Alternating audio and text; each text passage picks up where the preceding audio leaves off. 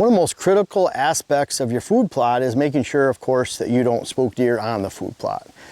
We go through great lengths to make sure we don't spook any deer, either the way the food plot's positioned relating to other bigger food sources, water holes, mock scrapes, but definitely when it comes to keeping yourself hidden from the plots, it really boils down to that screening effect. Now you can see here, we've taken a great amount of effort to make sure that our approach side, which is on the other side of the corn, is screened off from this area right out here, which is our green food plot, where we expect deer to hold until dark. Eventually they'll hit the corn more late November, December, they hit it hard.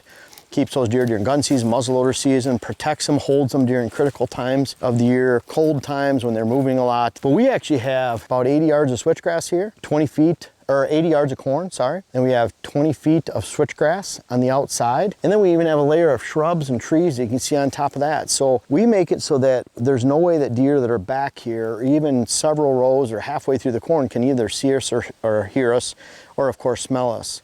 That screening is critical. That's your approach side. But I really want to point out something else that's very important.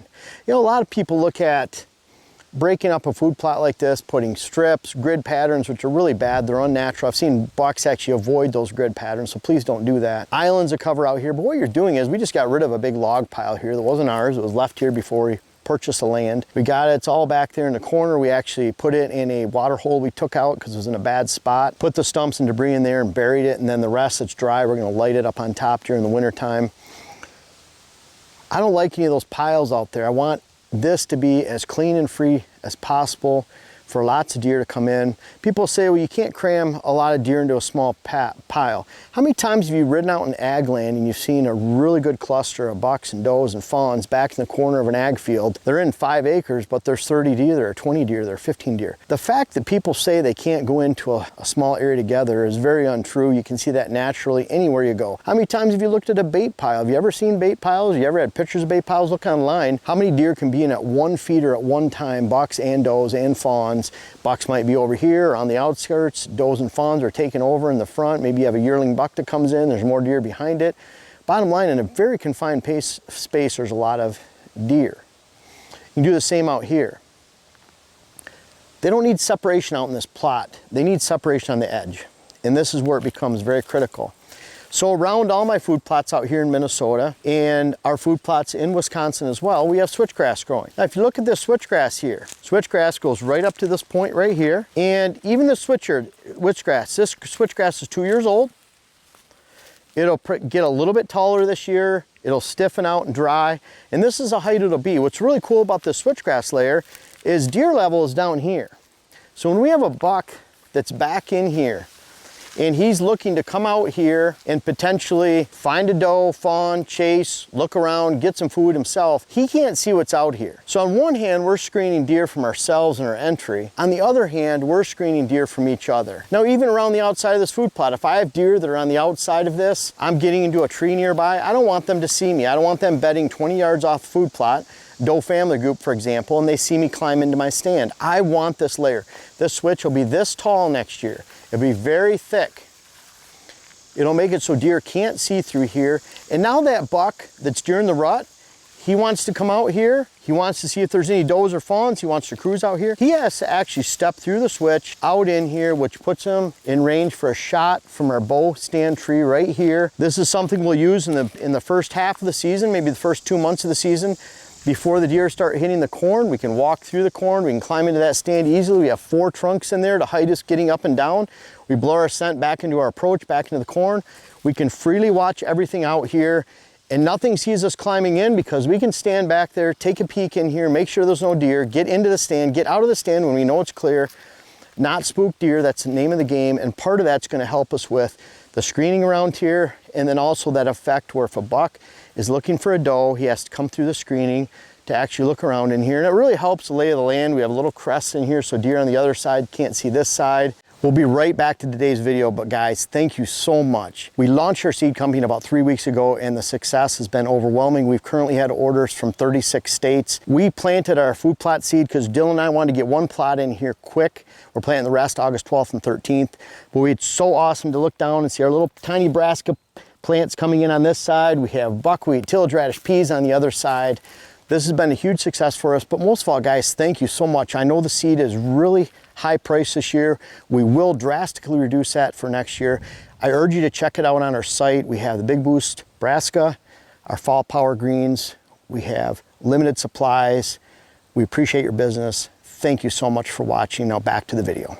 You have to move around the plot a little bit anyways to see what's out here. But bottom line is, this screening is critical for our food plots, especially when we get back into the green. This is the way we set up a lot of ours. We have switch around the outside of the food plot, even on the outside of the corn. Then we have corn at the top of the plot or the entrance side. And then the back side, we have brassica, in this case, planted on this side, and our green power blend on the other side. It's that perfect mix of buckwheat, peas, and tillage radish, meant for getting growth early. We have a lot of growth already. We have brassica growing all over the place on this side. So I have a beautiful sea of green in here, and we just can't afford to take the time and effort to plant this only to spook off the deer every time we come in and out of the stand. And this screening around the outside is ideal for that.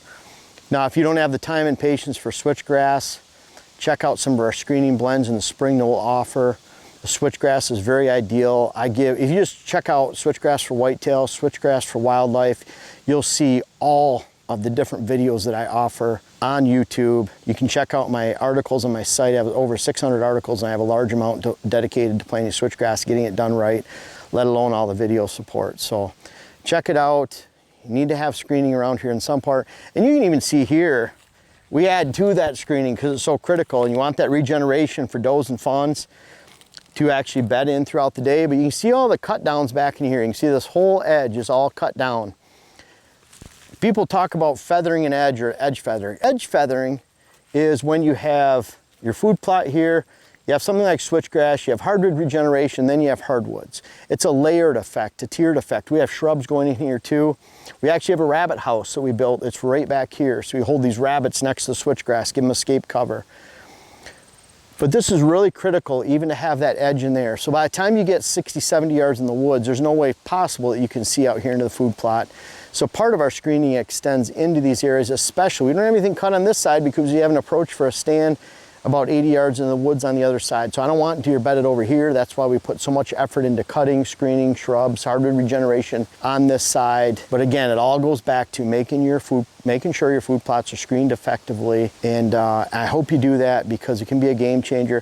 Think about it, there's areas out there where you can't even touch the hardwoods. You're not allowed to cut down the hardwoods. MFL programs, restrictive timber production programs, and this really helps to eliminate that, where you can put this 6 to 8 foot layer of switch or some type of screening on the outside of your food plots. We use big rock tree shrubs. We have all those along the driveway. That's a great option. We actually plant those around our redneck blinds. But using the screening is highly effective to bringing deer that are 100 yards back in the open hardwoods and sticking them right up by the food plot, because they can't see out in the plot, you can't see in. They feel a lot more comfortable behind that. And oh, by the way, that switchgrass makes a great thermal barrier. So when it gets cold, they can lay down behind this thick grass and have a severe windbreak for them, and be able to manage themselves and the amount of energy they have and conserve even throughout the cold winter months. Make sure you have screening and you'll have great food plots. It's one of the major steps to having a great food plot. Food plots aren't all about just having some beautiful green and how well it's growing. You can't pat yourself on the back just because you have pretty green. Instead, there's a whole lot more strategy that goes into it, and screening is a critical part of that strategy for your food plots each and every season.